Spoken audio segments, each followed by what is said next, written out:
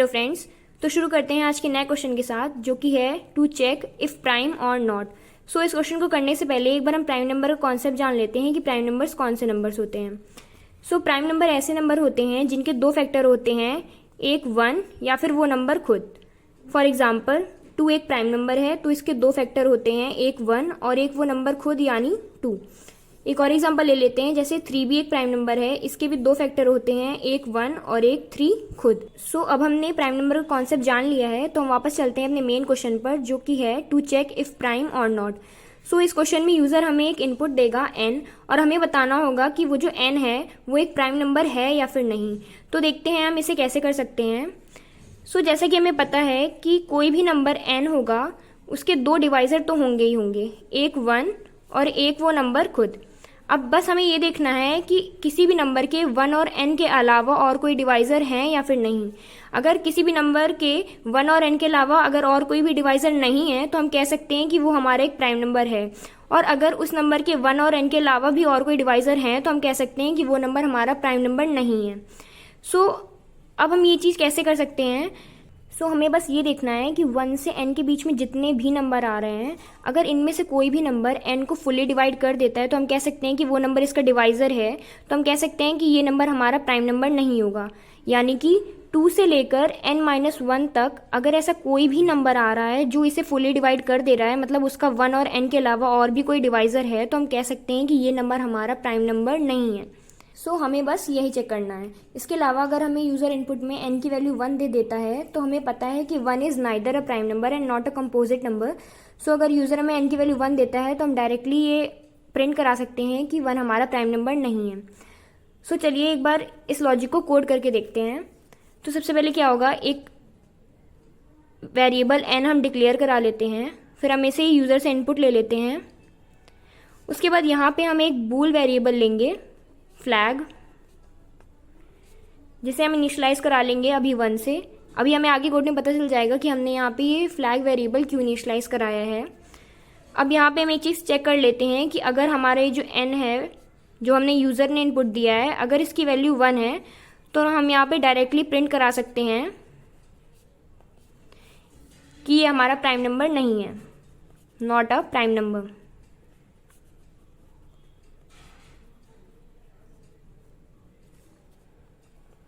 अब हम अपना मेन कोड करते हैं। यहाँ पे हम एक फॉर लूप लगाने वाले हैं, जिसमें हम i को इनिशियलाइज कराएंगे कहाँ से, 2 से, क्योंकि 1 तो हमें पता ही है कि कोई भी नंबर 1 से तो हमेशा ही डिविजिबल होगा। तो हमें लूप कहाँ से शुरू करना है, 2 से। और हमारा i जाएगा कहाँ तक, n-1 तक, क्योंकि कोई नंबर खुद से भी हमेशा डिविजिबल होगा। सो लेस देन n चलेगा ये लूप, ताकि ये लूप 2 से n-1 तक चले। उसके बाद हम यहाँ पे i को इंक्रीमेंट कर लेंगे। अब हमें अंदर क्या चेक करना है कि हमें बस ये देखना है कि जो नंबर हमें यूज़र ने इनपुट दिया है, अगर हम इसको i से मॉडुलो करेंगे और अगर रिमाइंडर 0 आ रहा है, मतलब वो नंबर फुल्ली डिविजिबल हो रहा है, तो हम यहाँ पे सबसे पहले हमने जो फ्लैग वेरिएबल लिया था, हम इसकी वैल्यू अपडेट करेंगे। हम इसकी वैल्यू अब यहाँ पे 0 कर लेंगे। और यहाँ पे जैसे अगर कोई भी नंबर है, जो भी नंबर में यूज़र ने इनपुट दिया है, अगर ये i से फुली डिवाइड हो रहा है, मतलब ये उसका एक डिवाइजर है 1 और n के अलावा, सो ये एक प्राइम नंबर नहीं होगा। तो हम यहीं से ब्रेक कर जाएंगे, हमें आगे चेक करने की कोई ज़रूरत नहीं है अब।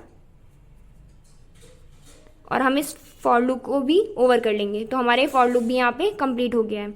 इसके बाद बस हमें यहाँ पे चेक करना है कि इफ़ अगर हमारे फ्लैग की वैल्यू अभी भी 1 है, मतलब वो ये इफ़ वाली कंडीशन कभी ट्रू ही नहीं हुई है और फ्लैग की वैल्यू अभी भी 1 ही है, तो हम यहाँ पे डायरेक्टली प्रिंट करा सकते हैं कि ये हमारा एक प्राइम नंबर है।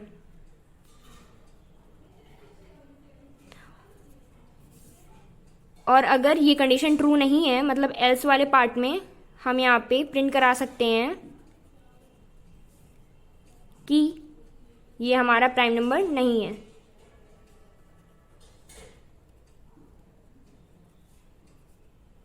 सो हमारा ये पूरा कोड कंप्लीट हो गया है। लेकिन हमने यहाँ पे जो अप्रोच यूज़ की है, इसकी time complexity O of n है। तो हमें ये देखना है कि क्या हम किसी तरह अपने इस अप्रोच को और ऑप्टिमाइज़ कर सकते हैं या नहीं। तो इसके लिए हम अपने लॉजिक को एक बार फिर से देखते हैं। सो हमने यहाँ पे क्या लिया है कि यूज़र हमें एक इनपुट n दे रहा है, उसमें हमें ये पता है कि इसके दो डिवाइज़र तो होने ही वाले हैं, एक 1 और एक n, क्योंकि कोई भी नंबर 1 से तो डिविजिबल होता ही है और वो नंबर खुद से भी डिविजिबल होगा। हमने यहाँ पे क्या देखा है कि 1 से n का जो इंटरवल है, हमने इसके बीच में जितने भी नंबर आते हैं हमें बस ये चेक करना है कि क्या इनमें से कोई भी नंबर n को फुल्ली डिविजिबल कर रहा है या नहीं, क्योंकि अगर इनमें से कोई भी नंबर n को फुल्ली डिविजिबल कर देगा तो हम कह सकते हैं कि वो इसका डिवाइज़र है, तो हम कह सकते हैं कि ये नंबर हमारा प्राइम नंबर नहीं है। सो यहाँ पे जो हमने इंटरवल लिया है 1 से लेकर n तक, हमें बस ये देखना है कि क्या हम इस इंटरवल को और छोटा कर सकते हैं या नहीं। सो इसको देखने के लिए हम कुछ एग्जांपल्स लेते हैं। सो अब हम एग्जांपल लेते हैं n = 36 का। सो अभी तक जो हमने लॉजिक डिस्कस किया है उसमें क्या था कि 36 के जो दो फिक्स डिवाइज़र है जो हम जानते हैं, एक 1 और एक 36 खुद, हमने बस ये देखा है कि इसका ये जो बीच का इंटरवल है यानी 2 से लेकर 35 तक का, हमने देखा है कि क्या 2 से 35 के बीच में ऐसा कोई भी इंटीजर है जो 36 को टोटली डिवाइड कर रहा है। अगर वो कर रहा है तो वो 36 का एक और डिवाइज़र है 1 और 36 के अलावा, तो हम कह सकते हैं कि जो 36 है ये हमारा एक प्राइम नंबर नहीं है। अब हमें अपनी इस लॉजिक को और ऑप्टिमाइज़ करना है, इस अपनी अप्रोच को, किस तरह कि हमें ये जो इंटरवल है हमें इस इंटरवल को रिड्यूस करना है। तो उसको रिड्यूस करने के लिए एक बार हम 36 के सारे डिवाइजर्स देख लेते हैं। सो अगर हम देखें तो इसका पहला डिवाइज़र होगा 1, 1 36 × 36। उसके बाद देखें तो हम 2 × 18 यानी 2 18 × 36। उसके बाद 3 एक डिवाइज़र है, 3 12 × 36। 4 डिवाइज़र है, 4 9 × 36। फिर 6 है, 6 6 × 36। फिर एक है 9 9 4 × 36। फिर 12 12 3 × 36। फिर 18 18 2 × 36 और एट लास्ट 36 खुद अपना डिवाइज़र है, 36 1 × 36। तो हमने देख लिया कि ये सारी हमारे 36 के डिवाइज़र हैं। सो अगर हम इसे देखें तो हम देख सकते हैं कि 18 के जस्ट बाद सीधे 36 यानी वो नंबर खुद ही अपना डिवाइज़र है। और अगर हम देखें तो 18 36 का जस्ट हाफ होता है और इसके आगे इसका जो डिवाइज़र है अगला वो सीधे 36 ही है। सो अगर हम देखें कि 18 2 × 36 होता है, अगर हम 18 से एक आगे बढ़ें यानी अगर हम 19 की टेबल में देखें तो 19 2 हमारा 38 हो जाता है और वो भी हमारा 36 से बड़ा है। सो हम कह सकते हैं कि किसी भी नंबर के जस्ट हाफ के आगे उसका और कोई डिवाइज़र नहीं होता है। अगर हम एक दूसरा एग्जाम्पल लेके देखें और n की वैल्यू इस बार हम 42 लें और हम 42 के डिवाइज़र देखते हैं तो पहला डिवाइज़र इसका 1 होगा, 1 42 × 42। फिर 2 होगा, 2 × 21 42 होता है। फिर 3 होगा, 3 × 14 42। फिर 6 होगा, 6 7 × 42। फिर 7 6 × 42। फिर 14 3 × 42 और फिर लास्ट 21 2 × 42 और फिर अब लास्ट वो नंबर खुद यानी 42 1 × 42। इस केस में भी हम देखें तो 42 का जो हाफ होता है वो 21 होता है और 21 के बाद सीधे वो नंबर खुद ही अपना डिवाइज़र है, क्योंकि हमने अभी डिस्कस किया कि किसी भी नंबर के जस्ट हाफ के आगे यानी n/2 के आगे उसका कोई भी डिवाइज़र नहीं होगा। सो इस केस में जो हमारा इंटरवल जो हम 2 से लेकर n-1 तक यानी 2 से लेकर 35 तक देख रहे थे, अगर हम 2 से लेकर केवल n/2 तक ही चेक करें यानी इस केस में अगर हम 2 से लेकर 18 तक ही चेक करें तो हमारा ये इंटरवल भी छोटा हो गया है और इसमें भी अगर हम चेक करें तो हम पता लगा सकते हैं कि वो नंबर हमारा प्राइम है या नहीं। सो हमने यहाँ पे जो कंडीशन लगाई थी i should be less than n, अगर इसकी जगह पे हम i should be less than equal to n/2 भी कर देंगे तब भी हमारा ये कोड ऐसे ही चलेगा और हमें सही आंसर मिलेगा। लेकिन इस केस में भी हमारी time complexity O of n ही रहने वाली है। तो अब हमें अपनी अप्रोच को और ऑप्टिमाइज करना है। सो हम देखते हैं हम वो कैसे कर सकते हैं। सो जैसा कि अभी तक हमने देखा कि सबसे पहले हम n तक चला रहे थे, फिर हम n से n/2 में आ गए।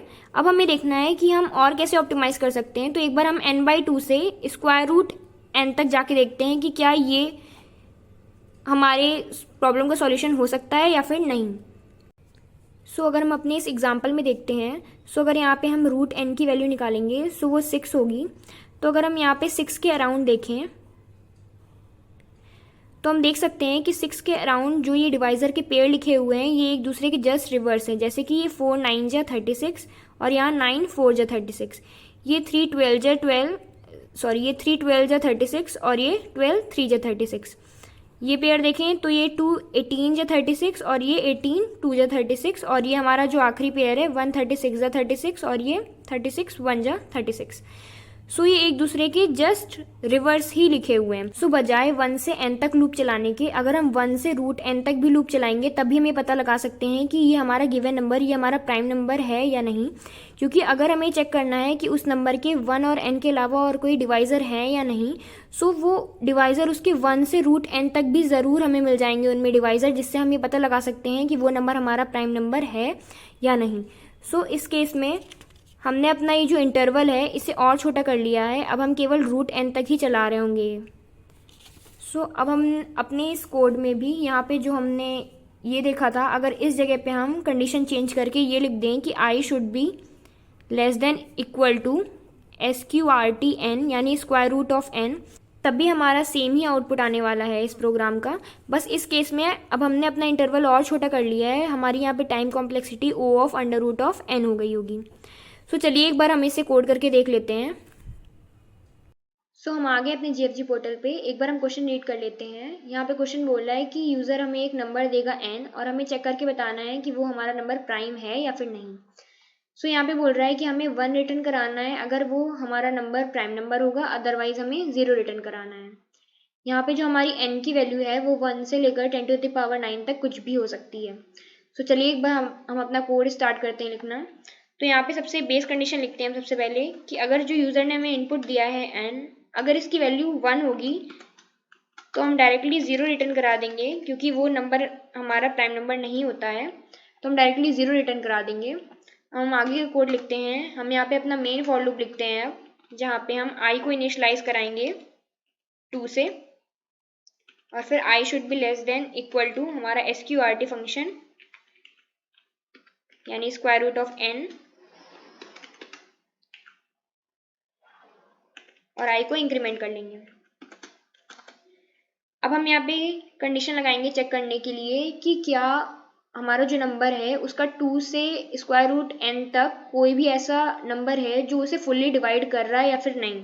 तो हम यहाँ पे इफ कंडीशन लगाते हैं कि इफ n मॉडुलो i, अगर ये इक्वल टू 0 है यानी वो फुल्ली डिविजिबल है और रिमाइंडर 0 आ रहा है, तो हम कह सकते हैं कि ये उसका 1 और n के अलावा ये एक और डिवाइज़र है, तो हम कह सकते हैं ये हमारा प्राइम नंबर नहीं है। अगर वो प्राइम नंबर नहीं है तो हमें 0 रिटर्न कर देना है, तो हम यहाँ पे डायरेक्टली 0 रिटर्न कर देंगे और इसी तरह हमारा पूरा फॉर लूप चल जाएगा।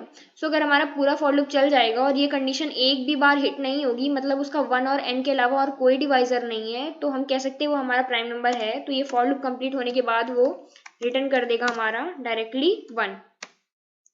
और अगर वो हमारा प्राइम नंबर नहीं होगा तो ये कंडीशन ट्रू तो होगी एक ना एक बार, तो वो यहीं पे रिटर्न कर जाएगा और 0 रिटर्न कर देगा। सो हमारा कोड कंप्लीट हो गया है। अब हम इसे कंपाइलर रन करके देख लेते हैं।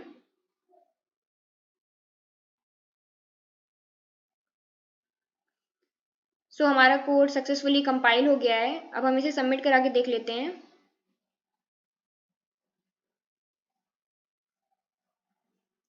सो हमारा कोड सक्सेसफुली सबमिट भी हो गया है। सो आई होप गाइज आपको ये वीडियो समझ में आई होगी। अगर आपको इससे रिलेटेड कोई भी डाउट है तो उसे आप कमेंट सेक्शन में पूछ सकते हैं। So thank you for watching and do like share and subscribe our channel.